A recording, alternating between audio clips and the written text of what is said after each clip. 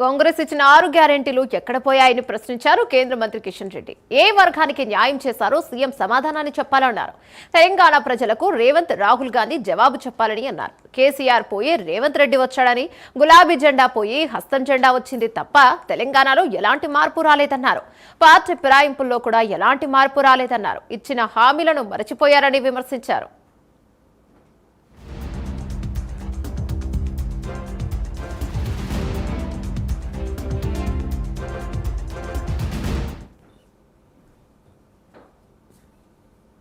రేవంత్ రెడ్డిని అడుగుతా ఉన్నాను, అయ్యా మీరు ఇచ్చినటువంటి హామీలు 2 సంవత్సరాలు అయిపోతుంది కదా, ఏ వర్గానికైనా న్యాయం చేశారా? ఈరోజు రేవంత్ రెడ్డి చెప్పాల్సినటువంటి అవసరం ఉంది.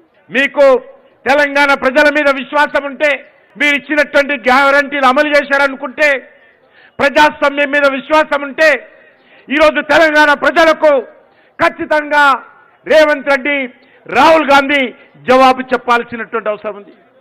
ఏ రకంగా మార్పు వచ్చిందో చెప్పాలి, ఏ రంగంలో మార్పు వచ్చిందో చెప్పాలి. ఒకటి మాత్రం మార్పైంది, కేసీఆర్ పోయి రేవంత్ రెడ్డి వచ్చాడు. మరి గులాబీ జెండా పోయి చేయి గుర్తు జెండా వచ్చింది తప్ప ఈ తెలంగాణలో ఏ మార్పు రాలా,